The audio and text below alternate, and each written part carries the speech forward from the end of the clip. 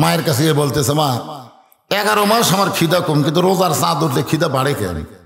মা বলতেছে, এই সর্বনাশ করছে তোর দাদি। এই সর্বনাশ কে করছে? তোর দাদি করছে। কারণ তুই রমজান মাসে যখন আর পেটে ছিলি, তোর দাদি আমারে কইছে, বৌমা খবরদার রোজা থাকা চলবে না, রোজা যদি থাকো আমার নাতি শুকা যাবে, এই জন্যে রোজা থাকা চলবে না। তো দাদি আমার শাশুড়ির কথা মতো আমি রমজান মাসে রোজা থাকিনি, আমিও খাসি, তুইও খাসি। এই পেটের মধ্যেই রমজান মাসে তোর খাওয়া শুরু হচ্ছে, বাইরে আসলে তো খালি খিদে বেশি লাগে। এই জন্যে কোন সন্তান কেমন এটা জানে কে? আরো জোরে বলেন। যেই সন্তানগুলো আজকে কোরআনের মাহফিলে বসেছে, আর যেই সন্তানগুলো মেলার মধ্যে ঘুরঘুর করতেছে, আসলে সবাই আমরা মায়ের সন্তান। জোরে বলেন, কার সন্তান? তাহলে একদল সন্তান কোরআনের মাহফিলে বসে, আর একদল সন্তান ঘরে কেন? খোঁজ না দেখেন, যদি মা বাঁচা থাকে, ওই সন্তান পেটে থাকা অবস্থায় মা গোটা এলাকা ঘুরছে, ওই পেটের মধ্যেই ঘরনি ব্যারাম পাশে। পেটে বাচ্চা নিয়ে মা যখন রুকুর থেকে সেজদায় যায়, ফেরেশতা ডাকতে বলে, মাবুদ তোমার বান্দি নামাজ পড়তে গিয়ে পেটের বাচ্চার কি কষ্ট হয় না? কারণ রুকুর থেকে যখন সেজদাত গেল, পেটের বাচ্চা পেটের মধ্যে যে একটা চাপ খালো। আল্লাহ বলে, ফেরেশতা সাক্ষী থাক, যেই মা পেটে বাচ্চা নিয়ে নামাজ পড়তেছে, মা শুধু নিজে নামাজ পড়ে না, পেটের বাচ্চাকেও নামাজি বানায়া দুনিয়াতে আনতেছে। এজন্য মা যদি ভালো হয়, পেটের বাচ্চা আল্লাহর ওলি হয়। জোরে কোন কি হয়? খাদিজা বলতেছে, রাসূলুল্লাহ, এই ফাতেমা যখন আমার গর্ভের মধ্যে ছিল, তখন থেকে বুঝবার পারছি ফাতেমা সাধারণ কোনো সন্তান নয়। এই দুনিয়াতে আসার পরে আমি সব সময় যে মেয়েটাকে আমার কাছে কাছে পাইছি, সেই মেয়েটাই হলো আমার ফাতেমা।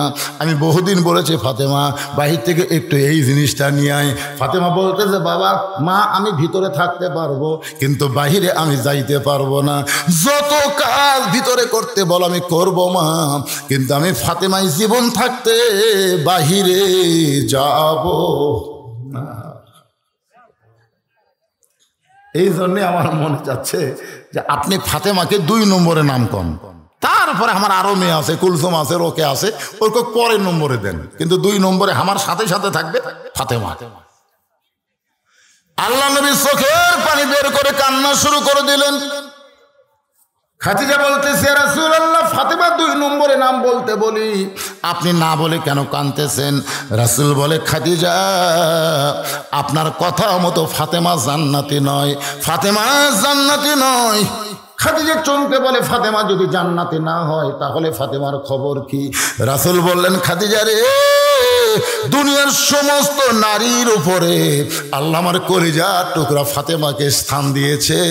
ফাতেমা হবে জান্নাতি নারীদের নেত্রী।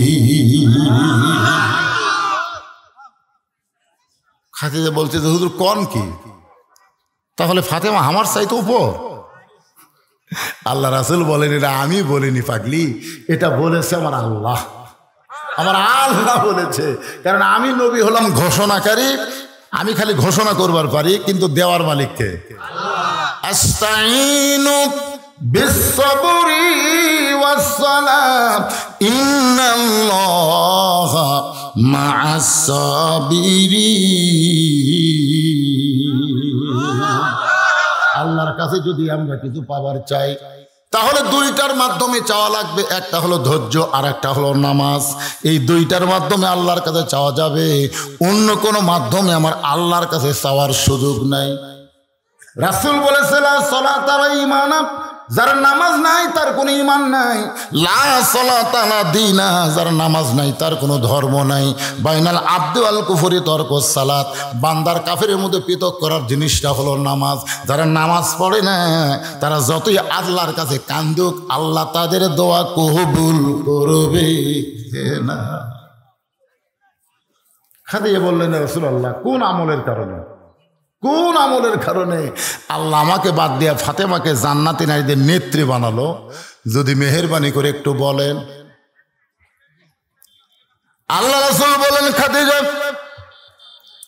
ফাতেমার আমল হলো, আপনাকে বোঝানোর জন্য বলতেছি, খেয়াল করেন আপনার নাকের সাইজ কেমন, আপনার মুখের সাইজ কেমন, আপনার দাঁতের সাইজ কেমন। খাদিজা, এটা কি দুনিয়ার কোনো পুরুষ বলবার পারে? খাদিজা বলতেছে, রাসূলুল্লাহ 40 বছর বয়সে আপনাকে যখন স্বামী বলে স্বীকার করলাম, ওই সময় মক্কার সবচাইতে ধনবতী রমণী ছিলাম। এই ধনবতী হওয়ার পেছনে কারণ হলো আমার অনেকগুলো ব্যবসা ছিল। এই ব্যবসার তদারকি করতে গিয়া হাজার হাজার পুরুষের সঙ্গে আমার লেনদেন হয়েছে।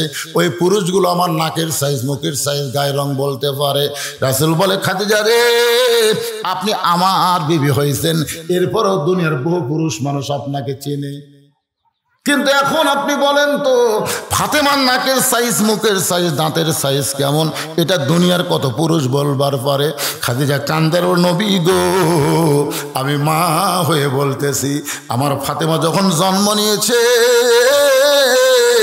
আমি নিজে মা হইয়া তাকায় দেখি আমার আল্লাহ তাআলা ফাতেমাকে পর্দার ভিতরে কবুল করেছে। রাসূল বলেন, খাদিজা, আপনি মা হয়ে জন্মের সময় ফাতেমাকে পর্দার মধ্যে দেখেছেন, আমি বাবা হয়ে বলতেছি ফাতেমা পর্দার মধ্যে বড় হবে। ও ফাতেমা, ও খাদিজা, আমি নবী হয়ে বলতেছি, আমার ফাতেমা দুনিয়া থেকে যখন বিদায় নেবে, তখন পর্দার ভিতরে বিদায় নেবে। আমার ফাতেমার কবরটা কিয়ামত পর্যন্ত দুনিয়ার কোনো মানুষ খুঁজে পাবে না। এমন পর্দানিশী ফাতেমা, যার কারণে আল্লাহ তাকে জান্নাতি নারীদের নেত্রী বানাইছে।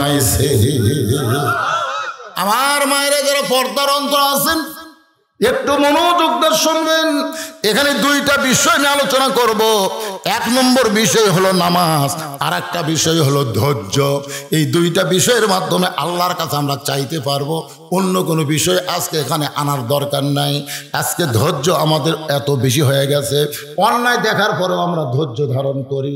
এখন ধৈর্য ধারণ করার কথা কোরআনে আল্লাহ বলেছেন, ধৈর্যশীলদের সঙ্গে আল্লাহ থাকবেন। এখন বলেন তো, ঘরে যদি আগুন লাগে, এমন সময় আপনি যদি বলেন ইন্নাল্লাহা মা'আস সাবিরিন, ধৈর্যশীলদের সঙ্গে আল্লাহ আছে, ওই সময় কি করবেন? এখানে ধৈর্য দিয়ে আপনি কি বুঝবেন? আগুনত পানি দিবেন না ছেলে আপনার সাঁতার জানে না, পুষ্কুনির মধ্যে পানি খাচ্ছে আর ডুবতেছে, আপনি বলতেছেন ইন্নাল্লাহা মা'আস সাবিরিন, ধৈর্যশীলদের সঙ্গে আল্লাহ আছে রে, এই কই আপনি ছেলেকে পানি থেকে তুলতেছেন না। হ্যাঁ, এই ধৈর্যের ব্যাখ্যাটা আমি আপনাদের বুঝাবো ইনশাল্লাহ। মদিনাতে একদিন রাসূল ফাতেমার বাড়িতে গেছে। আল্লাহ রাসূল বললেন, ফাতেমা, তুমি হয়তো জানো না, একদিন গভীর রাত্রে তোমার মায়ের কাছে আমি নবী করছি বর্ণনা। ফাতেমা বলে, বাবা কি বর্ণনা করছেন? আল্লাহ রাসূল বললেন, আল্লাহ তোমাকে জান্নাতি নারীদের নেত্রী বানাইছে। তো ফাতেমা জানে না, এটা জানতো খাদিজা। ধরে কোন কে জানতো? খাদিজা মারা গেছে মক্কায়। খাদিজা মারা গেছে কোথায়? নবুয়তের 10ম বৎসরে। নবুয়তের যখন 10 বছর, তখন খাদিজা মক্কায় মারা গেছে। আর নবী মদিনায় গিয়ে ফাতেমা বলতেছে, তোমার মায়ের সঙ্গে গভীর রাত্রে আমার একটা গল্প হয়েছে। ফাতেমা বলে, বাবা কি গল্প? সেই গল্পটা হলো, আল্লাহ তোমাকে জান্নাতি নারীদের নেত্রী বানাচ্ছে। ফাতেমা মুস্কি মুস্কি হাসতেছে। আল্লাহ নবী বলেন, ফাতেমা হাসতেছো কেন? বলে, বাবা, আল্লাহ আমাকে জান্নাতের নেত্রী বানাইছে, এই জন্যে আমার মনে আনন্দ লাগতেছে। রাসূল বলে, ফাতেমা, আল্লাহ তোমাকে জান্নাতি নারীদের নেত্রী বানালে কি হবে মা? আল্লাহ তোমার আগে একজন মেয়েকে জান্নাত দিবে। আপনারা সুবহানাল্লাহ বলেন, কিন্তু ফাতেমা সুবহানাল্লাহ কয়নি। ফাতেমা বলতেছেন, বাবা এটা কি করলেন? আমি জান্নাতের নেত্রী হব, আর আমার আগে একজন মেয়ে জান্নাতে যাবে। সে মেয়েটার নাম কি, বাড়ি কোন জায়গায়, মেয়েটা এমন কি আমল করে যে আমল করার কারণে ফাতেমার আগে আল্লাহ তারে জান্নাত দিবে। রাসূল বললেন, ফাতেমা, ওই যে একটা পাহাড় দেখতেছো? বলে হ্যাঁ। ওই পাহাড়ের পাশে একটা জঙ্গল দেখতে পাও? বলে হ্যাঁ পাই। ওই জঙ্গলের পাশে ছোট্ট একটা বাড়ি, ওই বাড়িটা হলো একটা কাঠুরিয়ার বাড়ি। ওই কাঠুরিয়ার বিবি জামিলাকে আল্লাহ তোমার আগে জান্নাত দিবে। ফাতেমা বলেন, বাবা, সাধারণ একটা কাঠুরার বউ জামিলা কোন আমলের কারণে আমার আগে জান্নাতে যাবে সে আমলটা একটু বলেন গো বাবা। আমি জান্নাতের নেত্রী হয়ে সবার আগে জান্নাতে যাবার চাই। আমি জান্নাতি নারীদের নেত্রী হব আর আমার আগে একজন জান্নাতে যাবে, এটা বেমানান। বরং মেয়েটা কি আমল করে একটু আপনি বলেন। আল্লাহ রাসূল বলে, ফাতেমা তুমি কি মনে করো আমি সব জানি? কোন আমলের কারণে তোমার আগে জান্নাতে যাবে এটা আমি বলতে পারবো না। এটা জানবার গেলে তোমাকে তদন্ত করে জানা লাগবে। সুবহানাল্লাহ কবেন না? তো তদন্ত বোঝেন আপনারা? তদন্ত বোঝেন? পরদিন আসরের নামাজের পরে ফাতেমা সুফি সুফি ওই কাঠুরার বিবি জামিলার বাড়ির দিকে রওনা দেয়। মেয়েরা যখন রাস্তা দিয়ে যাবে, মেয়েরা শোরগোল করতে পারবে না, তাদের সুফি সুফি রাস্তা দিয়ে হাঁটতে হবে। মেয়েরা যখন রাস্তায় চলবে, আল্লাহ কোরআন কারিমের মধ্যে বলেন, ওয়াকরনা ফি বুয়ুতিকুন্না ওয়ালা তাবাররাজনা তাবাররুজাল জাহিলিয়াতিল উলা। আল্লাহ বলেছেন, মেয়েরা তোমরা ভাদার গ্রামে এসে, কি গ্রাম? ভাদার গ্রামে এসে তোমরা ওয়াজ শোনো। এ কথা কোরআনের কোনো জায়গায় নাই। তোমরা ওইরকম রাস্তা দিয়ে হেঁটে হেঁটে আসে ওয়াজ শোনো, এই কথা কোরআনের কোনো জায়গায় নাই। কোরআনে আল্লাহ বলেছেন তোমরা ঘরের মধ্যে অবস্থান করো, তোমরা ঘরের বাহির হতে পারবা না। যদি ঘরের বাহির হও তাহলে হেজাব নিয়ে পর্দা নিয়ে বের হওয়া লাগবে। এটা হলো আল্লাহর হুকুম। ওই জাহিলি যুগের শেষ যুগের মেয়েদের মতন তোমরা সাজগোজ করে রাস্তা দিয়ে চলবা, বোরকার বাহারি দেখাবা, আসার সময় রাস্তায় মরদ মানুষের সাথে গল্প করবা, অটো ভ্যানালা কে বল ভাই বসে তো ওয়াজ শুনবার চাই, চলেন যাই। ভ্যানালা বলতেছে ভাবি একটু ধৈর্য ধরেন, রাস্তা ভালো না। কিসের ধৈর্যটা? ওয়াজ শুরু হয়ে গেল। ভ্যানালা টাকা দেখে ভাবি যাচ্ছে আংলা ভাই ওয়াজ শুনবার আইছে, তো কোনো লাভ নাই। একটা মেয়ে মানুষ সারা জীবন ওয়াজ শুনলে যে সব হবে, 1 মিনিট যদি বেপরদা হয়ে কথা বলে তার চাইতে বেশি পাপ হবে। আমার মায়েদের জন্য বলতেছি, আমার সতর্ক হন। কারণ বর্তমানে আমরা যে সন্তানগুলো পাইছি এরা সব ব্রাজিল আর্জেন্টিনার ভক্ত, ধরে কোন কথা ঠিক কিনা? কিন্তু আমরা ভবিষ্যৎ সন্তান চাই তারা ব্রাজিল আর্জেন্টিনার পতাকা টাঙ্গাবে না, এই বাংলার জমিনে তারা কলেমার পতাকা টাঙ্গাবে, ধরে কোন কথা ঠিক কিনা? একটা ছেলেও ভালো না, একটাও ভালো না। রাত 3টা পর্যন্ত আর্জেন্টিনার খেলা দেখে আর সালাত খায়ের নাম শোনার পরে ঘুমায় যাবে। হাইরে যুবক চিন্তা করতেছে, হুজুর এখন জুয়ান মানুষ তো, এখন পড়বো না, বুড়া হলে নামাজ পড়বো। তোমার বুড়াকালে নামাজ আল্লাহ ঠেকাও পড়েনি, আল্লাহ ঠেকাও পড়েনি তোমার বুড়ার নামাজ। সরকারি চাকরি করতে গেলে যেমন বয়স লাগে, নামাজ পড়তে গেলে তেমন বয়স লাগে, ধরে কোন কথা ঠিক কিনা? বুড়া বয়সে যতই সার্টিফিকেট দেখান সরকার বলবে তোর চোখের খবর কি? কাছে কাছে দূরে দেখবার পাই না। তোর হাতের খবর কি? কলম ধরলে খালি থরথর করে কাঁপে। তোর মাজার খবর কি? কয় চেয়ার ছাড়া তো বসবার পারি না। সরকার কয় সার্টিফিকেট ধুইয়া খা। এই জন্য সরকারি চাকরি করতে যেমন বয়স লাগে, আল্লাহর নামাজ পড়তে গেলে তেমন বয়স লাগবে। 7 বছর থেকে নামাজের তালিম দিতে হবে, নিয়ত কি করে করবে, রুকু কি করে করবে, এরকম তালিম হবে 7 থেকে 10 পর্যন্ত, জোরে কোন কথা ঠিক কিনা? আর 10 বছর থেকে মারিয়া পিটিয়া নামাজ ধরান লাগবে। এই জুয়ানকালী লাইফের মধ্যে কম্বলের মধ্যে কুত্তে হয়ে ঘুম পাড়ছে, বাপ তাকে দেখে যে পাও নাই মাথাও নাই। 3টা পর্যন্ত খেলা ডেকে বেটা গেল ঘুম জায়গা, কম্বল টানতে দেখে কম্বলের তলে ব্যাটার সাইজ আর সকালবেলা সাইড থেকে কুত্তের সাইজ, একই সাইজ, জিলেপি হয়ে গেছে, আগা মাথা বোঝা যাচ্ছে না। আল্লাহ হাসরের ময়দানে বলবেন, যুবকেরা শোনো, আল্লাহ বলবেন সর্বপ্রথম নামাজের হিসাব দেওয়া লাগবে, ধরে কোন কথা ঠিক কিনা? আল্লাহ বলবে তোমার শৈশবকালের, তোমার বুড়াকালের কোনো হিসাব আমি আল্লাহ নিব না, শুধু যৌবনের হিসাব দাও। যৌবনের হিসাব দিয়া তোমরা জান্নাতে চলে যাও। যুবকেরা যারা এসেছো বাজারে একটু মনোযোগ দিয়ে কথাগুলো শুনতে হবে। সুফি সুফি ফাতেমা জামিলার ঘরের দরজায় সালাম দিয়ে বলে, জামিলা, আমি নবীর মেয়ে ফাতেমা তোমার সঙ্গে একটু দেখা করবার চাই, মেহেরবানি করে একটু দরজা খুলে দাও। জামিলা দরজার ওপার থেকে ফোঁপায় ফোঁপায় কান্দে। ফাতেমা বলে, কান্দার কারণ কি? জামিলা বলতে, সারা জীবনের সাধনা জান্নাতি নারীর নেত্রী ফাতেমাকে আমি এক নজর দেখবার চাই। তো ফাতেমা বলতেছে, তাহলে কান্দার কারণ কি? দরজা খুললে আমার সঙ্গে তোমার দেখা হবে। জামিলা বলতেছে, এই দরজা খুলবো কেমনে? কারণ স্বামী আমার বাড়িতে নাই, আর স্বামীর হুকুম ছাড়া দরজা খোলা জামিলার জন্যে জায়েজ নাই। আমার স্বামী হলো কাটুরিয়া, কাঠ বিক্রি করতে গেছে বাজারে। ওই স্বামী বাড়িতে না থাকলে আমি ফাতেমার জন্য দরজা খুলতে পারবো না। আজকের মতো আপনি ফেরত যান। আমার স্বামী যখন আসবে, আগামীকাল আপনি আসবেন, স্বামীর কাছ থেকে আগাম হুকুম নিয়ে রাখবো। আসা মাত্রই আমি দরজা খুলে দিব। ফাতেমার চোখটা দর দর করে পানি পড়তেছে। আল্লাহ, আমার হাসান হোসেনের বাবাকে আমি এত মানি না, একটা জামিলা কাটুরার স্বামীকে যেমন মানে। সুবহানাল্লাহ কবেন না? আমার হাসান হোসেনের বাবাকে তো আমি এত মানি না। আমি একটা ফাতেমা, আমার জন্য দরজা খুলতে স্বামীর হুকুম লাগে, এই মেয়ের ঘরের মধ্যে আমার ঢোকাই লাগবে। এমন কি আমল করে যে আমল করার কারণে আমার আগে আল্লাহ তার জান্নাত দিবে। ফাতেমা বললেন, জানি না, আগামীকাল এই সময় আবার আসবো ইনশাআল্লাহ।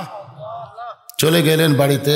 পরদিন আসরের নামাজের পরে ফাতেমা চুপি চুপি যখন রওনা দেয়, পিছন দিক থেকে ছোট্ট একটা বাচ্চা মা মা বলে ডাকতেছে। ফাতেমা তাকায় দেখে বাচ্চাটার নাম হলো হোসাইন। জিব্বাত কামড় খাইছে।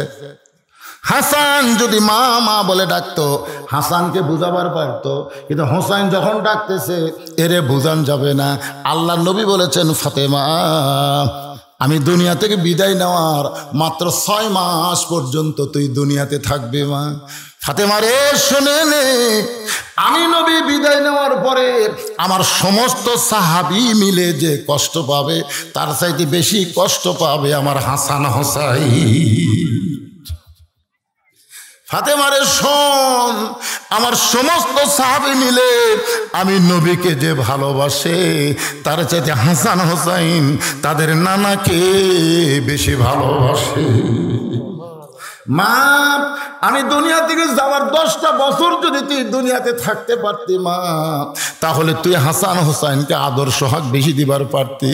কিন্তু আল্লাহর কি নির্মম পরিহাস, আমি নবী চলে যাওয়ার 6 মাস পরে তোকে দুনিয়া ছাড়তে হবে মা। আমি একটা অনুরোধ করে গেলাম, আমি নবী যাওয়ার পর এই 6টা মাস হাসান হোসাইনকে এত আদর করবে মা, এরা যেন নানা বিদায় হয়েছে বুঝবার পারে না। রাসূল কান্দের বলে, ফাতেমা রে, আমার হাসানকে নিয়ে কোনো টেনশন করা লাগবে না, কারণ হাসান হলো অবিকল আমি নবীর মতো, ওরে যা বলবি তাই বুঝবে। কিন্তু হোসেন একটু জেদি মা, এই হোসেনকে আমি নবী এত ভালোবাসি রে, আমার জীবনের চাইতে অনেক বেশি। মা, আমার হোসেনকে তুই যেন কোনোদিন কষ্ট দিস না। যেই হোসেন বলতেছে, মা, গতকাল তোমাকে বিকেলবেলা ঘরে পাইনি মা, আজ চোরের মতন চুপি চুপি কোথায় যাও, আমিও তোমার সঙ্গে যাবার চাই। ওই ছোট্ট হোসেনকে নিয়ে ফাতেমা জামিলার ঘরের দরজায় চিৎকার করে বলতেছে, মা, এই ভাঙ্গা ঘরে এমন কে আছে মা, তুমি তার দরজায় কেন আসো? তুমি যদি চাও গোটা পৃথিবী আল্লাহ তোমার কাছে হাজির করে দিবে। সুবহানাল্লাহ কর না কেন? কারণ প্রত্যেকটা সন্তান তার মাকে সবচাইতে বেশি ভালোবাসে। এরা আমার মা কে রে? পৃথিবীর শ্রেষ্ঠ জ্ঞানী হত আলীর বউ হচ্ছে আমার মা। সুবহানাল্লাহ কর না? শ্রেষ্ঠ নবীর মেয়ে হচ্ছে আমার মা ফাতেমা। সেই মা আমার কার বাড়ির দরজা আসে রে? এই মা, এই বাড়িতে কে আছে মা? গতকালে তুমি আইছিলে, আজকে আবার আইসা। ফাতেমা বলে, জামিলা দরজা খুলবা? জামিলা বলতেছে, 1 ঘন্টা হলে দরজা খোলার জন্য বসে আছি, কিন্তু কে যেন চিল্লা চিল্লি করে কথা কয়, ওই বাচ্চাকে নিয়ে যদি আপনি ঢুকবার চান তাহলে আজকের মতো আপনি ফেরত যান, কারণ আমার স্বামী শুধু আপনার ব্যাপারে হুকুম দিচ্ছে। আপনি কারে যেন নিয়ে আইছেন মা বলে চিল্লাই। ফাতেমা বলতেছে, জামিলা আমার ছোট বাচ্চা হোসাইন বয়স হচ্ছে মাত্র 4 বছর, এই 4 বছরের বাচ্চা ভিতরে ঢুকলে সমস্যা কি? জামিলা বলতেছে পর্দা বিষয়ে মনে কম জানেন। জামিলা ফাতেমাকে বলতেছে পর্দা বিষয়ে মনে কম জানেন আপনি। আপনার হোসাইন যদি 2 বছরের হতো তাহলে সাথে নিয়ে ঢুকলে কোনো সমস্যা হতো না, কিন্তু 4 বছর যখন হয়েছে ওই ব্যারাজে আমার সব কথা মানুষ বলবার পারবে। জোরে কোন কথা ঠিক কিনা? হোসেন বলতেছে এই বেদব মেয়ে, এই বেদব মেয়ে আমাকে ঢুকবার দিয়ে অনুমতি দেয় না, তুমি এই বেদবের কাছে কেন আইছো? সঙ্গে সঙ্গে ফাতেমা হোসেনকে বুকের মধ্যে নিয়ে কপালে একটা চুম্বন দিয়া বলে, হোসাইন তুই যারে বেদব বেদব বলতেছিস, তোর নানা বলেছে ওই ভিতরের মেয়েটা নাকি তোর মায়ের আগে জান্নাতে যাবে। তুই তো ভালোই বেদব বেদব বলতেছিস, কিন্তু তোর নানা কি কথা? তোর নানা কইছে আমার আগে ওই মেয়েটা নাকি জান্নাতে যাবে। হোসেন বলতেছে তাহলে তো আসল জায়গাতে পেঁচ লাগিছে। মনে বড় আশা ছিল আমি যাব মদিনায়, সবাই বলেন মনে বড় আশা ছিল আমি যাব মদিনায়। সমস্ত লোক আব্দুল আলিমকে বলতেছে ভাই গান পাল্টান, গান পাল্টান। সবাই বলেন মনে বড় আশা ছিল যাব মক্কা মদিনায়। আপনি মক্কা বাদ দেখালে মদিনা কোন কেন? আব্দুল আলিম বলতেছে এই শোনো শোনো, মদিনা যদি হাত করবার পারো তাহলে শুধু মক্কা না, মক্কার মালিক পর্যন্ত তোমার হাত হয়ে যাবে। জোরে করে সুবহানাল্লাহ। কারণ আল্লাহ বলেছেন কুল হে রাসূল আপনি বলেন ইন কুনতুম তুহিব্বুনাল্লাহ ফাত্তাবিউনি, আমি আল্লাহকে তো কেউ দেখেনি, আমি আল্লাহর সঙ্গে কারো সম্পর্ক নাই, আমি আল্লাহকে যদি মহব্বত করবার চাই তাহলে আপনার মাধ্যমে আমি আল্লাহকে পাইতে হবে, আপনি ছাড়া আমি আল্লাহর ধার দিয়ে আসা যাবে না। এজন্য আমার সঙ্গে সকল একটু বলেন উপায় নাই রে, উপায় নাই রে, উপায় নাই নবী বিনে আল্লাহ পাওয়ার উপায় নাই। এটা কে বারে? এটা কে রে? এ বাচ্চা কার? আপনার? আপনি খুঁজলে দেখেন, আপনি খুঁজলে দেখেন সত্যি না হয়, খুঁজলে দেখেন এই বাচ্চা হলো সিজার করা। কথা কয় না, সিজার করা বোঝেন না? কারণ সিজার করা বাচ্চারা একটু দুষ্ট হয়।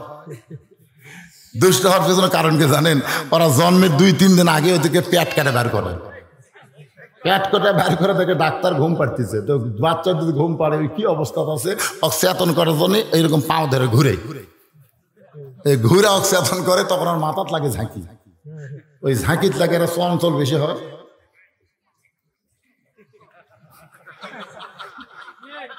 এখনকার অধিকাংশ বাচ্চারা দুষ্ট হওয়ার পিছনে একটাই কারণ, এরা হলো সিজার করা। যখন কি করা?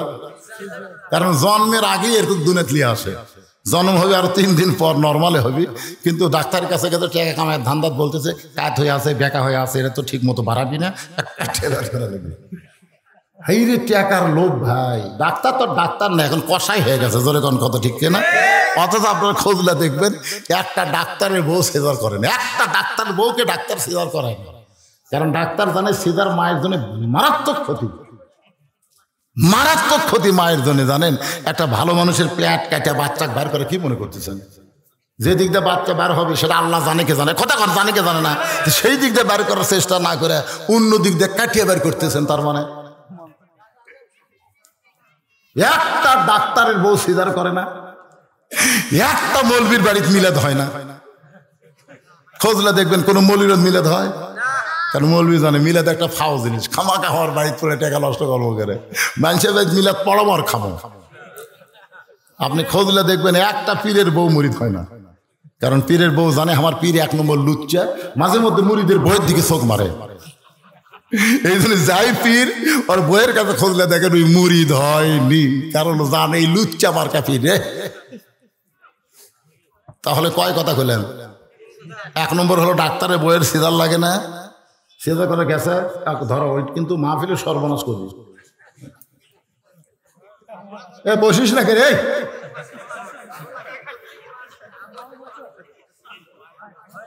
ভয় আছে ভয়, ওই আপনি ভয় দেখা দিয়ে আমার দুটা লাইতি সিজার করা, একটা হাসান একটা হোসান, মাদত আমাকে চোখ মারে। সুবহানাল্লাহ। কথা প্রসঙ্গে বললাম, আমার মায়েরা বোনেরা অনেকদিন পর আপনাদের এলাকায় এসে একটু মনোযোগ দিয়ে শোনেন। একটা মা যদি ভালো হয়, পেটের বাচ্চা আল্লাহর ওলি হবে। সে মায়ের ওয়াজ করার দরকার আছে না নাই? বিষয়টা হলো আস্তাইনু বিসসবরি ওয়াসসালাহ ইন্নাল্লাহা মা'আস সাবিরিন। হোসেন বলতেছে, মা তাহলে আসল জায়গায় যায়। ফাতেমা বললে আসল জায়গা কোনটা? বলে যেখান থেকে পেঁয়াজ লাগছে। পেঁয়াজ লাগাইছে আমার নানা। পেঁয়াজ লাগাইছে কে? কে আগে জান্নাতে যাবে এটা বলার কি দরকার? আল্লাহ নবী যদি বলতো ফাতেমা তুমি জান্নাতি নারীদের নেত্রী, ফাতেমা আর কিছু শুনবার চাচা। কিন্তু নবী পেঁয়াজ লাগাচ্ছে, তুমি যতই জান্নাতি নারীদের নেত্রী হও, তোমার আগে উমুকে জান্নাতে যাবে। কারণ মেয়ে মানুষের সব কিছু সহ্য করবার পারে, কিন্তু কারো আগে কেউ যাবার দিবি না। জোরে কোন কথা ঠিক কেন? এই জায়গাতে মেয়েদের বিপদ। আপনার গোটা বাংলাদেশ খোঁজলে দেখেন, জামাই শ্বশুরের যুদ্ধ এটা কোনোদিনও পাবেন না, কিন্তু বউ শাশুড়ির যুদ্ধ আছে না নাই? জোরে করে আছে না? আর এই স্টার জলসা জি বাংলা দেখার কারণে এরা যা হসে ভাই, আমাকে মেয়েদেরকে ভালো করা খুবই কঠিন। দেখি আজকের ওয়াজ দেখি হয়। আমার মায়েরা শোনেন মনোযোগ দিয়ে। হোসাইন ফাতেমার হাতটা ধরে টেনে টেনে নিয়ে এসে আল্লাহ নবীর কাছে। আল্লাহ নবী তখন বসে আছে। ফাতেমা জোর হাত করে বলতেছে, বাবা আমার কোনো দোষ নাই বাবা, দরকার হলে আরো 3 দিন আমি যাব, কোন আমলের কারণে আমার আগে জান্নাতে যাবে এটা জানতে যাব বাবা। এই হোসাইন আমার সর্বনাশ করছে বাবা। এই হোসাইন আপনার কাছে আমার টাইনা নিয়ে আইছে। এবার ফাতেমার হাতটা ছাইড়া দিয়া হোসাইন দৌড়ে গিয়া আল্লাহ নবীর হাতটা ধরে বলে, না না, জন্মের আগে তুমি বাবা হারাইছো না না। 6 বছর বয়সে তোমার মা দুনিয়া থেকে বিদায় নিয়েছে। মায়ের সম্মান তুমি কেমনে বুঝবা না না? কারণ ছোট কালে যে মা হারায় সে মারে কোনোদিন বুঝবার পারে না। নানা রে, এই মায়ের মতন আপন কেহ নাই রে দুনিয়ায়। সবাই বলেন, মায়ের মতন আপন কেহ নাই রে দুনিয়ায়। মা জননী নাই রে যাহার, এই দুনিয়ায় তাহার কেহ নাই। মায়ের মতন আপন কেহ নাই রে দুনিয়ায়। নানা গো, আমার মাকে সাধারণ একটা কাঠুরের বইয়ের দরজাত পাঠাইছ। নানা, আমার মায়ের সম্মান তোমার কাছে নাই, কিন্তু আমার মায়ের পায়ের তলে হোসাইন জান্নাত খুঁজা পায়। তুমি কেমনে আমার মাকে একটা কাঠুরের বইয়ের দরজায় পাঠাই দিলা? নানা, কোন আমলের কারণে ওই কাঠুরের বউ আমার মায়ের আগে জান্নাতে যাবে এটা না বলা পর্যন্ত আমি হোসাইন আপনাকে ছাড়ব না। না না, সবই জানেন। আল্লাহ যদি দুনিয়াতে কাউরে কিছু জানাবার চায়, তাহলে আমার নানার আগে এই দুনিয়াতে কেউ জানে না। আপনি সবই জানেন না না, জানার পরে আমার মাকে ওই কাঠুরের বইয়ের দরজায় কেন পাঠাইলেন না না? যতক্ষণ আপনি না বলবেন আমি হোসাইন আপনার হাত ছাড়ব না। সঙ্গে সঙ্গে নবী ডাক দেয়, আলী রে আলী। আলী দৌড়ে এসে বলে, লব্বাইক ইয়া রাসূলুল্লাহ। হুজুর কি হয়েছে? বলে, হোসাইন আমার হাতটা যেইভাবে ধরছে রে, কোন আমলের কারণে ওই কাঠুরের জামিলা ফাতেমার আগে জান্নাতে যাবে এটা না বলা পর্যন্ত আমার হাত ছাড়বে না। আলী বলতেছে, হোসাইন হাত ছাড়া দাও, নানার হাত ছাড়া দাও, বেয়াদবি করো না। হোসেন বলতেছে, বাবা আপনি বলেন তো, আমার মায়ের আগে কাঠুরের বউ কোনোদিন জান্নাতে যাবার পারে? এইটা আমার নানা কেমনে কইছে? নবী বলতেছে, আলী রে আমি তোকে বলার হুকুম দিলাম, বল তুই বল। হোসাইন তো আমার হাত সহজে ছাড়বে না। আলী বলে, হোসাইন তাহলে শোনো, কোন আমলের কারণে ওই সাধারণ কাঠুরের বউ জামিলা তোমার মায়ের আগে জান্নাতে যাবে যদি জানবার চাও, তাহলে ইন্নাল্লাহ ইন্নাল্লাহা মা'আস সাবিরিন, একটু ধৈর্য ধরো। চুপ করে ফাতেমা হোসেন বসে গেছে। এবার হযরত আলী বয়ান শুরু করেছে। ফাতেমা, তোমার কি মনে আছে একদিন দুপুর বেলায় তুমি আমার কাছে এসে কাঁদতেছো? আমি বললাম, বিবি কেন কান্দো? ফাতেমা বলে, স্বামী আপনি জানেন না, হাসান হোসেন ক্ষুধার জ্বালায় কাঁদতে কাঁদতে ঘুমায় গেছে। চেতন পাইলি খাবার চাবে, কিন্তু গোটা বাড়ি লক্ষ্য করে দেখলাম এই বাড়িতে কোনো খাবার নাই। স্বামী গো, আমিও জানি আপনার পকেটে পয়সা নাই, কিন্তু হাসান হোসেন ক্ষুধার জ্বালায় যখন কাঁদবে আমি মা কিন্তু সহ্য করতে পারবো না। এই জন্য আমার এই ওড়নাটা গোপনে আপনার কাছে নিয়ে আসলাম।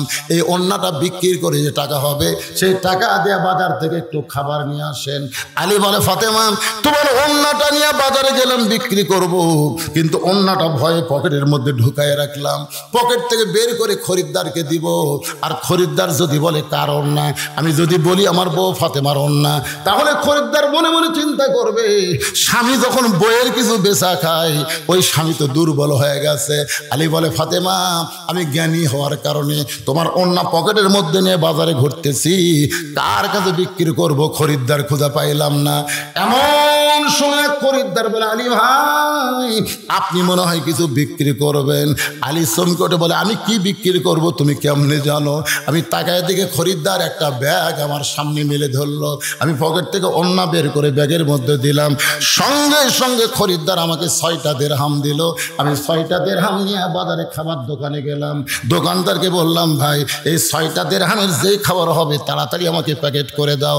দোকানদার 6টা দিরহামের খাবার প্যাকেট করে যখন আমার হাতে দিবার চায়, এমন সময় এক ফকির আমার সামনে এসে বলে, আলী রে আজকে 3 দিন হলে আমার বাড়িতে কোনো খাবার নাই।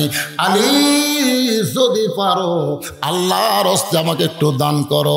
আমি আলী চমকে গেলাম, 6টা দিরহামের খাবার প্যাকেট হয়ে গেছে। এমন সময় ফকির আমার কাছে খাবার চাই, আমি কি দিব? আমার মন বলতেছে দেশ না দেশ না, আর ইমান বলতেছে একটা দিরহাম দান করে দে। একটা দিরহাম যদি ফকিরকে দেশ, বাকি 5টা দিরহাম নিয়ে খাবার নিয়ে যাবি।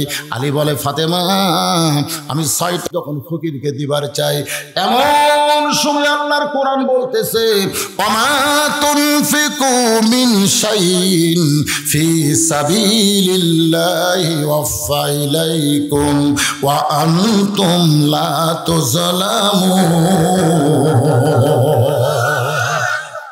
আলী রে, ফকিরকে যদি একটা দিরহাম দিস আল্লাহ তোকে 10টা দিরহাম ফেরত দেবে।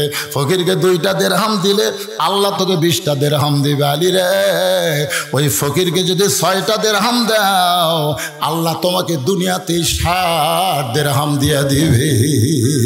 আলী বলে, ফাতেমা ও ফাতেমা, আল্লাহর কোরআনের মধ্যে কোনো সন্দেহ, আল্লাহর কোরআনে কোনো ধোঁকা, আল্লাহর কোরআনে কোনো গোজামিল। আমি আল্লাহর কোরআনকে বিশ্বাস করে 6টা দিরহাম ফকিরকে দিয়ে দিলাম। ফকির হাসতে হাসতে যখন চলে গেল, এমন সময় দোকানদার বলে, আলী ভাই খাবার টোপলা করলাম, সেই টোপলা কি আপনি নেবেন না? আলী বলতেছেন, ইন্নাল্লাহা মা'আস সাবিরিন, ধৈর্যশীলদের সঙ্গে কে আছে? একটু ধৈর্য ধর। খাবার টোপলা নেব না, খাবার বস্তা নেব। তুই 2 বস্তা খাবার প্যাকেট কর। দোকানদার লব উল্টা 6 দিরহামের টোপলা লিবার পারলো না, তাই এবার 2 বস্তা খাবার প্যাকেট করবার বলে। আলী বলতেছে, কিছুক্ষণ পরে যেন 2 বস্তা খাবার নিবার পারি, একটু ধৈর্য ধর। দোকানদারকে ধৈর্য ধরার কথা বলে হযরত আলী বাজারের মধ্যে ঘুরতেছে। এমন সময় একজন মানুষ উট নিয়ে বাজারের দিকে আসতেছে। আলীর সালাম দে বলে, আলী ভাই উটটা কি কিনবেন নাকি? আলী বলতেছে, উট কেনার পয়সা তো আমার পকেটে নাই। উটওয়ালা বলতেছে, বাকি কিনবেন, বিক্রি করে টাকা দেবেন, এটাও কি পারবেন না? 100 দিরহামে উটটা বাকি নেন, বিক্রি করে আমাকে টাকা দেবেন। আলী বলেন, ফাতেমা ওই উটওয়ালার কাছ থেকে 100 দিরহামে উটটা নিয়ে আমি বাজারের মধ্যে গেলাম বিক্রি করতে। চারিদিক থেকে খরিদ্দার এসে বলতেছে, আনা মাদিনাতুল ইলমি ওয়া আলিউ বাবুহা। রাসূল বলেছেন, আমি হচ্ছে ইলমের শহর, আলী হচ্ছে সেই দরওয়াজা, সেই জ্ঞানের দরজা। আজকে উট বিক্রি করবার বাজার আইছে, দেখবার যদি চাও চলো যাই। সবাই হযরত আলীকে ঘিরে ধরেছে, উট কেউ কিনতে চায় না। সবাই বলে হুজুর হয়ে কেন এই ব্যবসা শুরু করলেন? এমন সময় একজন খরিদ্দার বলে, আলী ভাই বাজার ভালো না রে, বাজার ভালো না। দুনিয়ার সবচাইতে উত্তম জায়গা হলো আল্লাহর ঘর, আর দুনিয়ার সবচাইতে খারাপ জায়গা হলো হাট বাজার। বাজার ভালো না ভাই, এই বাজারে আপনার মতন আলেমকে বেশিক্ষণ থাকা চলবে না, তাহলে উটটা নিবি কে? তখন বলতেছে আমাকে দিবেন। আলী বলতেছেন কত দাম দিবে? বলে 160 দিরহাম। যে বলছে 160 দিরহাম, সঙ্গে সঙ্গে হযরত আলী উটটা বিক্রি করে উটওয়ালাকে 100 দিরহাম ফেরত দিয়ে বাকি 60টা দিরহাম নিয়ে দোকানে গেছে। দোকানদার রাগ করে 2 বস্তা প্যাকেট করে বসে আছে। আলী বলে দাম কত? দোকানদার কয় 60 দিরহাম। 60 দিরহামে 2 বস্তা খাবার 2 কান্দে নিয়ে আলী চলে গেলেন বাড়ির দরজায়। ফাতেমা তোমার কি মনে আছে আমার 2 কান্দে 2টা বস্তা দেখার সঙ্গে সঙ্গেই তুমি দরজা বন্ধ করে দিলে? আলী সালাম দে বলে ফাতেমারে দরজা খোলো। ফাতেমা বলে অন্য বিক্রি করার টাকা দিয়া বড় জোর 1 টোপলা খাবার হতে পারে, 2 বস্তা কোথায় পালেন? যতক্ষণ না বলবেন দরজা খুলব না। সতী সাধবী নারী যারা স্বামীর কামাইয়ের প্রতি বিশ্বাস করে তারা, ধরে কারণ ঠিক কিনা? প্রতিদিন ঘুষের টাকাতে মাছ আনে, গোস্ত আনে, বউ খালি সমানে দরজা খোলা কয় এর চাইতে বড় ইলিশ মাছ পাওয়া যায় না, এর চাইতে বড় মাছ নাই। কিন্তু তোর স্বামী বেতন পায় 11,000, বাসা ভাড়া 12,000, তারপরে প্রতিদিন 1,000 টাকার বাজার করে, এই টাকা পায় কোথায়? মায়েরা শোন, মেয়ে মানুষ যদি ভালো হয় পুরুষ মানুষ ভালো হতে বাধ্য হবে, জোরে কোন কথা ঠিক কিনা? বাধ্য। ফাতেমা দরজা খুলতেছে না, অন্য বিক্রি করে টাকা দিয়ে বড় জোরে 1 টোপলা খাবার হবে, 2 বস্তা খাবার কান্দেত করে নিয়ে আসলেন, খাবার পালেন কোথায়? আলী বলতেছে ফাতেমা একটু দরজা খুলে দাও। ফাতেমা বলতেছে আগে হিসাব দেন, আগে হিসাব দেন তারপরে দরজা খুলবো। হাসান হোসেন না খায় আছে, ফাতেমা এরকম জেদ করো না, দরজা খুলে দাও।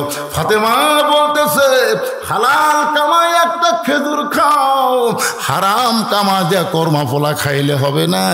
এই দেহটা জান্নাতের জন্য তৈরি করা লাগবে স্বামী, জাহান্নামের জন্য কোনো মুমিন মুসলমান দেহ তৈরি করবে না।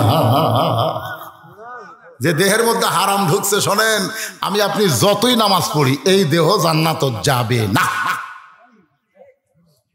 দরকার না খেয়ে থাকেন, না খেয়ে থাকেন, কিন্তু হারাম খাওয়া এ কথা কন না কেন যাবে। আমি হাদিস শরীফের ব্যাখ্যা থেকে আশ্চর্য হয়ে গেলাম। আল্লাহ রাসূল বললেন এমন একটা পাপ আছে যেই পাপ তওবা করলেও আল্লাহ মাফ করবে না। সব সাহাবী তো কান্দাকাটি তুলে দিছে, যেমন কোন পাপ যেটা তওবা করলেও আল্লাহ মাফ করবে না, এই পাপ কি রে? রাসূল বললেন শিরক করলে সে যদি তওবা করে ইমানের পথে আসে আল্লাহ মাফ করে দিবে। মানুষ খুন করলে, জিনা করলে, মদ খেলে, যা কিছু পাপ করুক, যদি পাপ গোপন থাকে সে তওবা করলে আল্লাহ গোপনে তাকে মাফ করে দিবে। ধরে কোন সুবহানাল্লাহ। কিন্তু এমন একটা পাপ রাসূল বললেন যেটা তওবা করলেও মাফ হবে না। সাহাবেরা বললেন হুজুর এইটা কোন পাপ?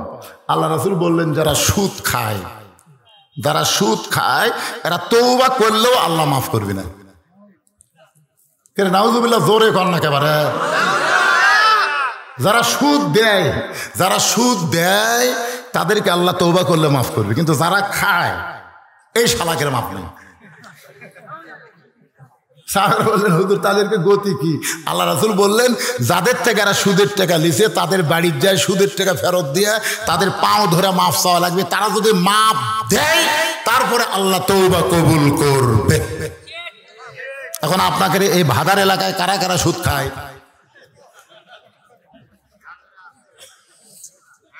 না, যারা সুদ খান খামাখা নামাজ টামাজ পড়ে তারকে লাভ নাই, এ তারকে দান সাদকা করে কোনো লাভ নাই, কারণ তারকে তওবায় আল্লাহ কবুল করবে না। তারা একবারে ফি নারে জাহান্নামা, এরকে জান্নাত পাওয়ার কোনো সম্ভাবনা নাই যতক্ষণ পর্যন্ত সুদ যে টাকা লিছে এই টাকা ফেরত না দিবে। কথা কন না গে? উলায় হিয়ালি মিয়ালি ইসলামের মধ্যে নাই। যতই কান্দে সুদ খাসু মাপ নাই। খারা খারা খাসেন কচুর গাছের সাথে গলার দই দেওয়া ছাড়া কে বুদ্ধি নাই, উপায় নাই তো, আসলে পারি না, আমি করতে দেবো।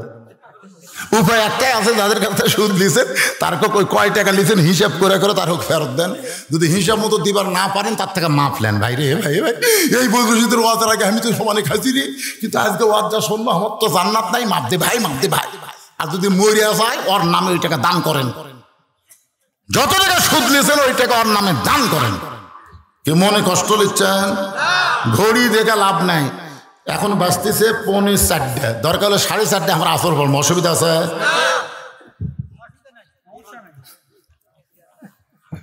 এই দিনের বেলা ওয়াজ আসলে মুশকিল ভাই রে, কি ওয়াজের লাইনও না উঠতে সময় শেষ।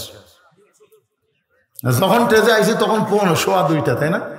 2:15 সময় শুরু করছি, এখন বাঁচতেছে 4:45, তার মানে কতক্ষণ হলো? 1.5 ঘন্টা ওয়াজ হলো। বিরক্ত হচ্ছেন? সুদের কথা শুনে মনে মন খারাপ হলো? মন খারাপ করে লাভ নাই বাজান, মন খারাপ করে লাভ নাই। এখনো হায়াত যখন আছে চেষ্টা করার দরকার আছে না নাই? জোরে কোন আছে না? কোন কথা বলতেছিলাম একটু মনোযোগ দেন। ফাতেমা বলে, স্বামী গো, অন্য বিক্রি করে টাকা দেয়া বড় জোর, 1 টোপলা খাবার হবে, এই 2 বস্তা খাবার কোথায় পাইলেন? যতক্ষণ না বলবেন ততক্ষণ দরজা খুলবো। আলী বলতে তো হাসান হোসেন কিন্তু চেতন পাবে, চেতন পাইলেই যখন খাবার যাবে তখন করবা কি? ফাতেমা বলে, মরে যাবে আমার ইমান থাকা অবস্থায় আমার সন্তানকে বাড়তি খাওয়াবো না। আলী বলে, ফাতেমা রে, তুমি যখন দরজা খুললা না, আমার মধ্যে এমন জেদ হলো, আর রেজালু কাওয়ামুনা আলান নিসা, পুরুষেরা থাকবে নারীদের উপরে। আমি 2 বস্তা কান্দে নিয়ে চলে আসলাম নবীর কাছে। আল্লাহ নবী দৌড়ে এসে আমার 2 কান থেকে 2টা বস্তা নামায় নিল। আমি বললাম, নবী গো, কত ভালো, আপনি দৌড়ে এসে আমার কান থেকে 2 বস্তা নামায় নিলেন, কিন্তু আপনার কলিজার টুকরা ফাতেমা দরজা খুলল না। হুজুর, আপনার মেয়ে ফাতেমা দরজা খুলল না।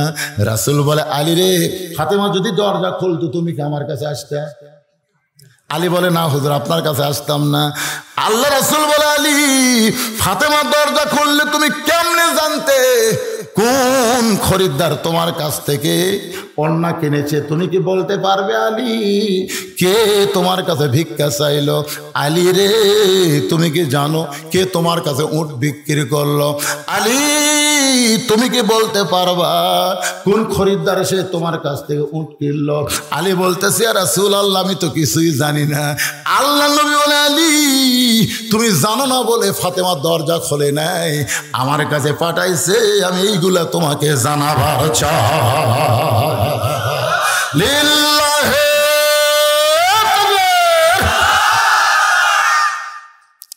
কারণ আমি রাসূল বলেছি, আনা মাদিনাতুল ইলমি ওয়া আলিউ বাবুহা, আমি হচ্ছে ইলমের শহর আর আলী হচ্ছে তার দরওয়াজা।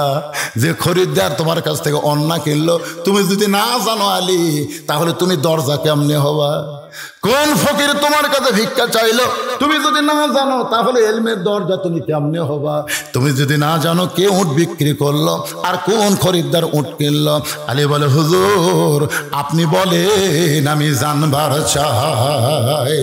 আস্তাইনু বিসসবরি ওয়াসসালাহ, ইন্নাল্লাহা মা'আস সাবিরিন। ধৈর্যশীলদের সঙ্গে কে আছে? আমাকে একটু বলেছে, হুজুর বেশি লম্বা চড়া না, মাত্র 5 মিনিট। এই মাহফিল গোরস্থানের জন্য, কবরস্থানের জন্য মাহফিল, তো একটু 5টা মিনিট আপনি জনগণের কাছে আমাদের কথা তুলে ধরবেন। গোরস্থানের জন্য আপনাদের কাছে একটু কিছু সময় আদায় হবে, 5 মিনিট, বেশি সময় না। এই 5টা মিনিট একটু ধৈর্য ধরা থাকতে লাগবে। ধৈর্যশীলদের সঙ্গে কে আছে? কথা কন না কেন, কে আছে?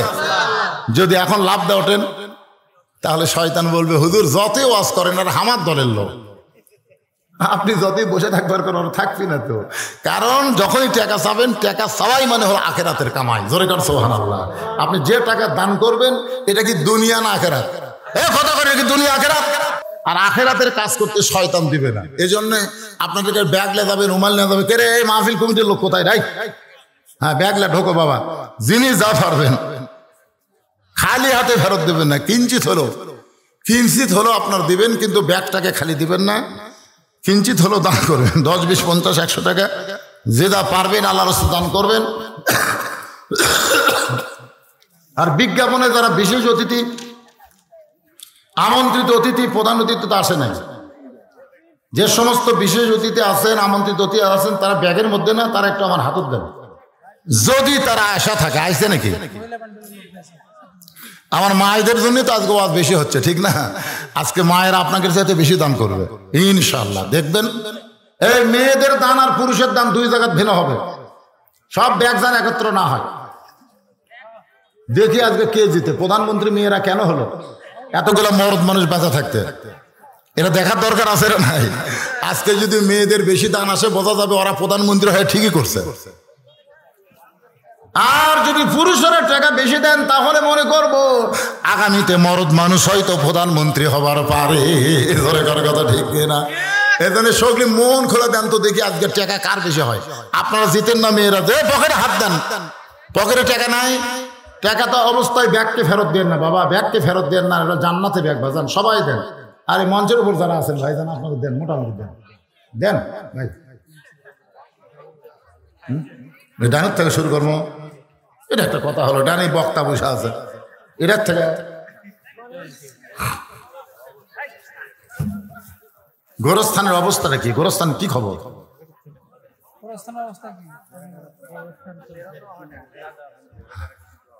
বেড়াটা দেন, খালি ফাঁকা জায়গাত গোরস্থান করে। যে বাড়িতে আপনি থাকতে পারবেন না, কোনো গ্যারান্টি নাই, যে কোনো সময় বাড়ি থেকে বের হওয়া লাগবে। আর গোরস্থানে কমপক্ষে 50,000 বছর আপনার থাকা লাগবে।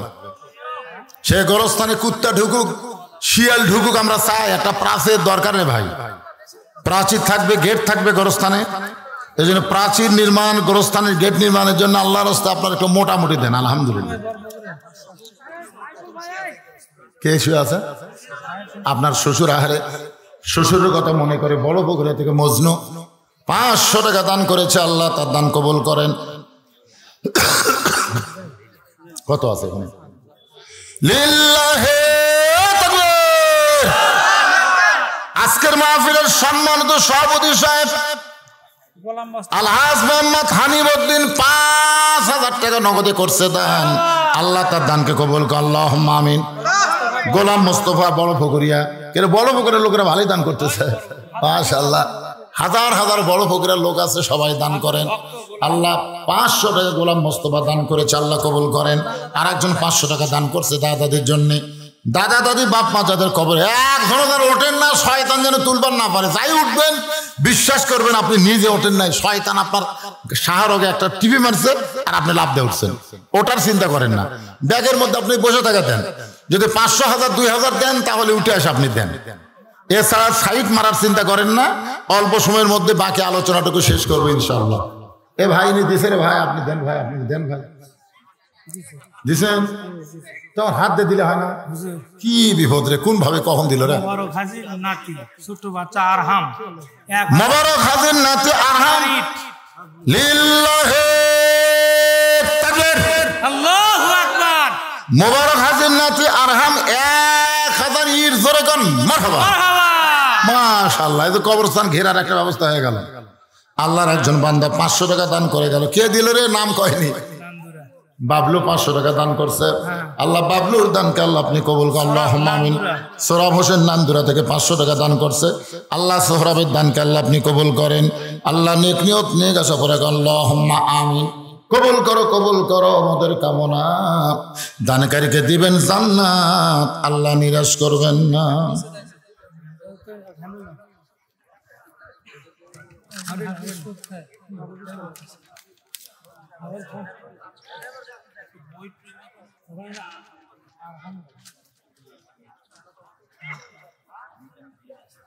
কি লিখছে রে? শেষে কি লিখছে? শেষে লেখছে, প্রশ্ন করছে যে একজন হাজি সুদ খাইলে কি হবে? হ্যাঁ, আরে সুদ হাজি খাক আর হুজুর খাক, যাই খাক, এটি বলতেছে একজন হাজি যদি সুদ খায়, হাজির জন্য কি আলাদা আলাদা নিয়ম কানুন নাকি? আমি হুজুর খালেও আমার অবস্থাও তাই। যাই খাবি, দেওয়ার কথা কিন্তু ভিন্ন। যারা সুদ দেয় তাদেরকে আল্লাহ তওবা করলে মাফ করে, আমার কথা বুঝেছেন? কিন্তু যারা খায় তাদের ব্যাপারে কড়াকড়ি কথা। কারণ সুদ খাওয়ার 1 নম্বর পাপ হলো আল্লাহর সঙ্গে যুদ্ধ করা। কার সঙ্গে? এ কথা বল না কেন, কার সঙ্গে? আল্লাহর সঙ্গে। নমরুদ ফেরাউন যুদ্ধ করছে। আল্লাহর সঙ্গে যারা সুদ খায় তারা আল্লাহর সঙ্গে যুদ্ধ করে, এটা 1 নম্বর। সুদের সর্বনিম্ন পাপ হলো নিজের মায়ের সাথে। এখানে যদি বলতে ভাবির সাথে, শালীর সাথে, তা কওয়া যেত। মায়ের কথা কওয়া যায়? কত বড় কঠিন কথা। তেতুলিয়া থেকে মুখলেসুর রহমান, আল্লাহ তোমার একজন বান্দা 1000 টাকা দান করেছে, আল্লাহ দানকে কবুল করেন। আল্লাহ নেক নিয়ত নিয়ে গাছা পড়া আল্লাহুম্মা আমিন আমিন আমিন আল্লাহ আমিন। দানকারীর জন্য হও তুমি জান্নাতের জামিন। একটু জিকির লা ইলাহা ইল্লাল্লাহ, মহব্বত আল্লাহর জিকির লা ইলাহা ইল্লাল্লাহ লা ইলাহা। মোবার হাদির মা মারা গেছে, তার জন্য 1000 টাকা নগদ। মোবার হাদির মা মারা গেছে 3 দিন আগে। মায়ের কথা মনে করে আজকে গোরস্থান, এই গোরস্থানই দাফন হচ্ছে নাকি? পারিবারিক গোরস্থানে দাফন হয়েছে। মায়ের জন্য 1000 টাকা দান করেছে। আমরা দোয়া করি আল্লাহ মায়ের কবর জান্নাতের টুকরা বানায় দেন, আল্লাহুম্মা আমিন। বড় পোখরা থেকে আমার ভাইদের একটা বোন জিন্না 200 টাকা দান করছে, আল্লাহ দান কবুল করেন। কেন মায়ের বোনদের মধ্যে যে টোপলা আদায় হলো সেটা নিয়ে আইছে এখানে হচ্ছে এখানকার গুলাগুলি এই জায়গায় সামনে থনতে পারে, সামনে থনতে টোপলাটা সামনে থন। একা দেখ পারছিল আমার লিয়া গেছে আগেই রে।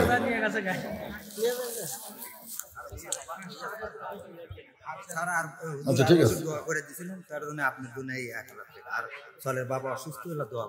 আমার জন্য দিলে হবে। এটি কি দেবেন? এটি কি দিবেন?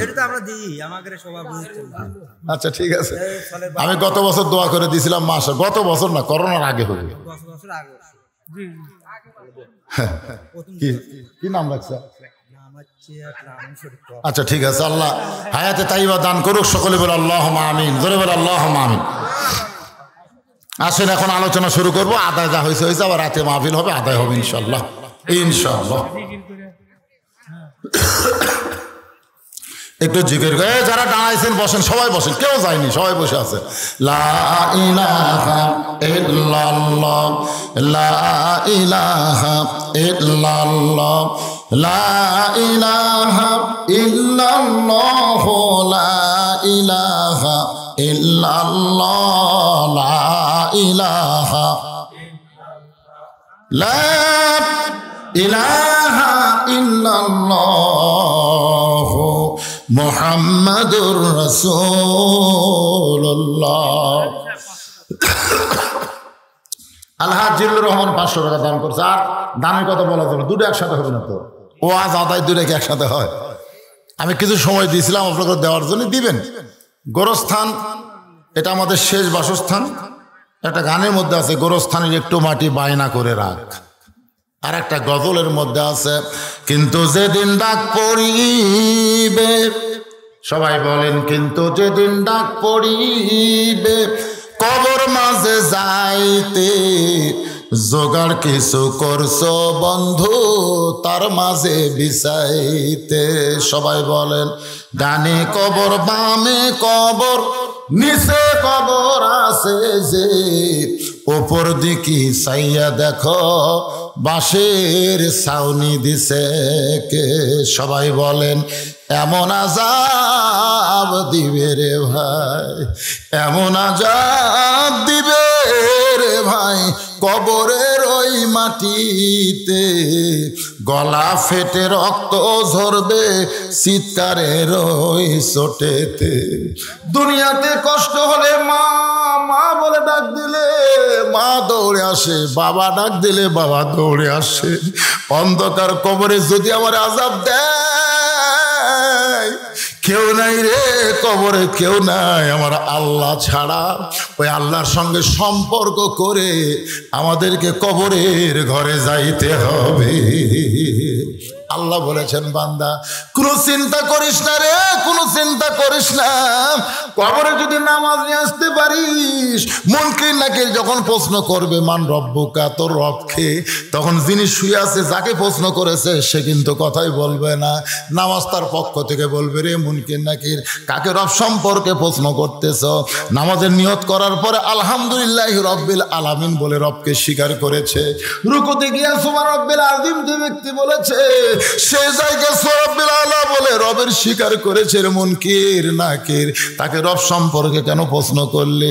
আল্লাহকে ডাক দেয়া বলে ফেরেশতা আল্লাহকে বলে মাবুদ তোমার বান্দাকে রব সম্পর্কে প্রশ্ন করলে নামাজ যে হারে খেপে গেল।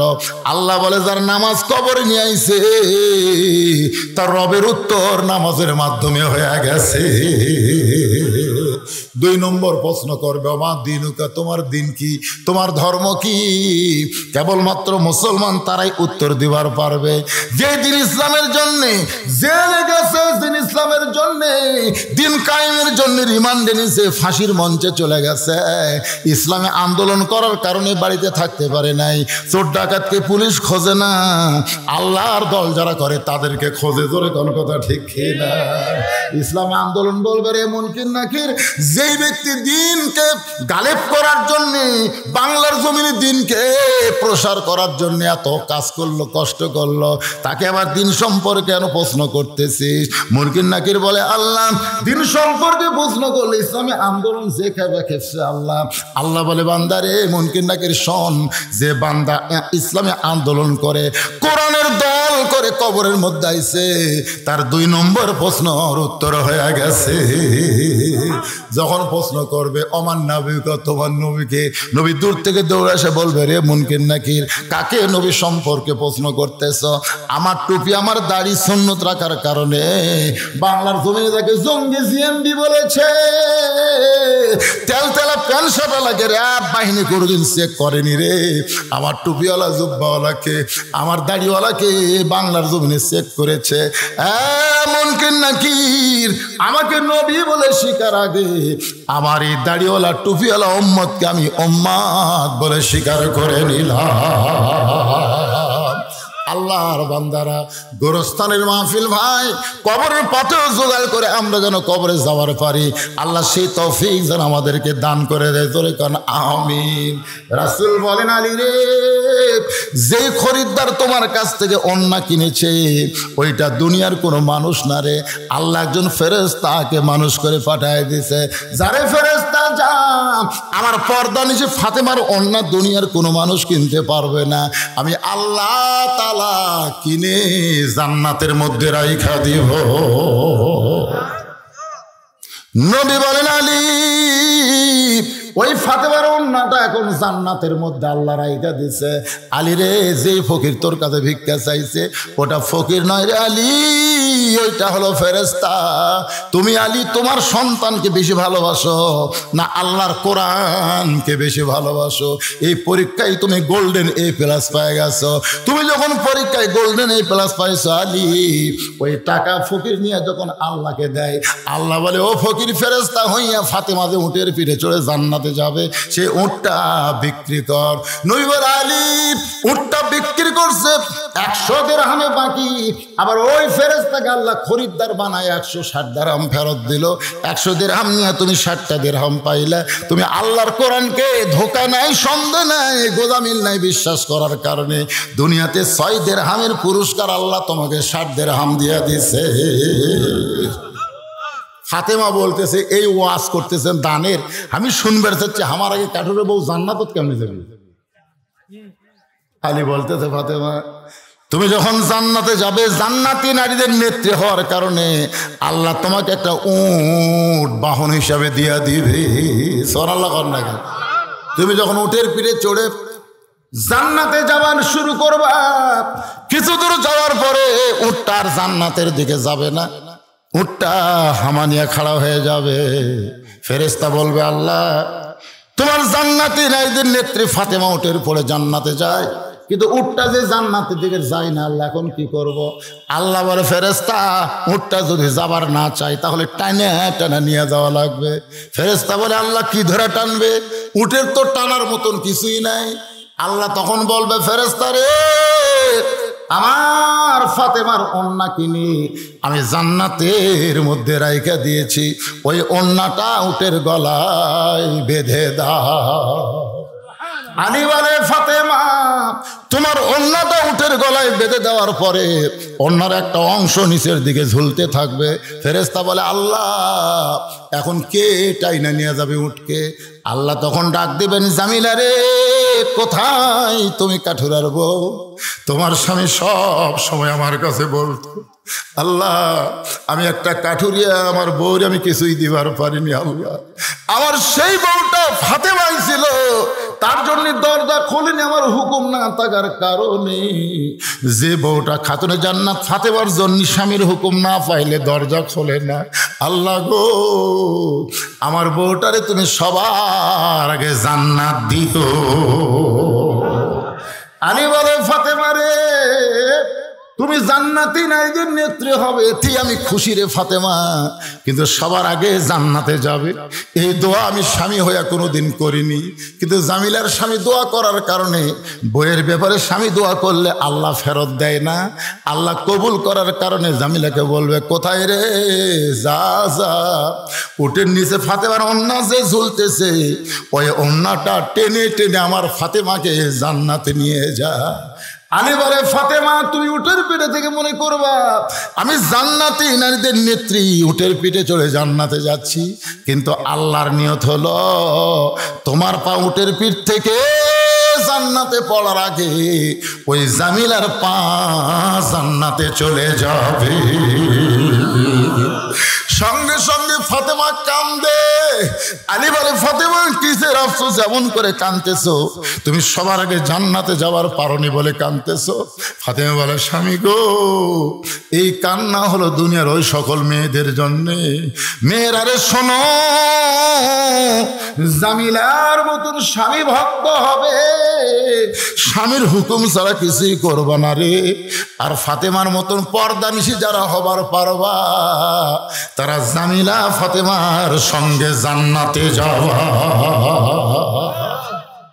আপনার বলেন এর চাইতে মেয়েদের কোনো ভালো ওয়াজ আছে? আজকে আমি সে ওয়াজ মা বন্ধুদের শুনে দিলাম। আমি আসার সময় দেখি যে হারে আর আসতেছে ভাই হায় হায় মনে করলাম আজকে বাপগুলা নয় পরেই সাইজ হোক, মায়েরা তো সব জায়গায় যাবার পারে না, তোর কোন কথা ঠিক কিনা? আমি মা বোনদের জন্য প্রাণ খোলাবাস করলাম মা জামিলার মতন স্বামী ভক্ত হবেন মা, আর ফাতেমার মতো পর্দানিশী হবেন। আল্লাহ পাক আপনাদেরকে ফাতেমা জামিলার সঙ্গে জান্নাত দিয়ে দিবেন ইনশাআল্লাহ। ফাঁকে ফাঁকে দুই একটা কথা যা আমি আপনাদের জন্য বলেছি আমলযোগ্য কথা, আমরা সকলে আমল করবো ইনশাআল্লাহ। চারিদিকে 4:15 আজান হয়, 4:15 জামাত হয়, এখানে একটু সময় পার হয়ে গেছে, অসুবিধা নেই।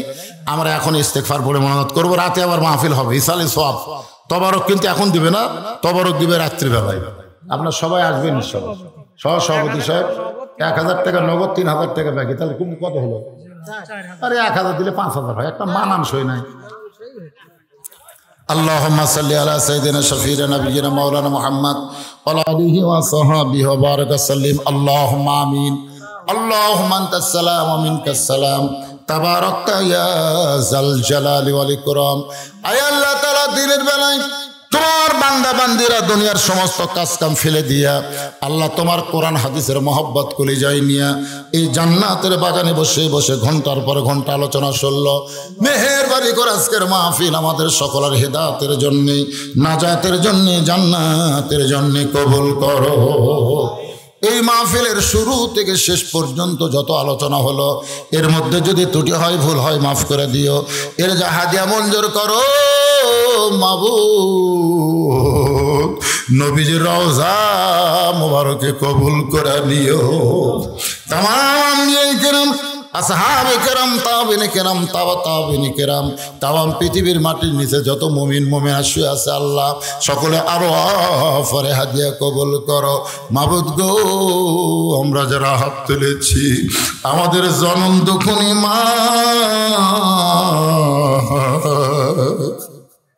ছোট্ট একটা শব্দ হলো মা, এই নামের মধ্যে যে কি মধু যাদের মা নাই তারাই বুঝতেছে এই দরদের মা যাদের কবর গেছে আল্লাহ মায়ের কবরকে জান্নাতের টুকরা বানিয়ে দাও বাবার বাড়িঘর সবই আছে আমি সহ যারা আমরা বাবা হারাতিম হয়ে গেছি আল্লাহ মেহেরবানি করে বাবার কবর জান্নাতের টুকরা বানিয়ে দাও আমাদের দাদা দাদি নানা আত্মীয় স্বজন কবরবাসীদের আল্লাহ মাফ করে দাও এই মাহফিলের অন্যতম একজন সদস্য ছিল আমার একজন বাবাজি দুনিয়া থেকে বিদায় হয়ে গেছে আল্লাহ আজকে যদি সে থাকতো ভাদার গ্রামে মাহফিল হচ্ছে সবার চাইতে সে বেশি আনন্দ নিত আল্লাহ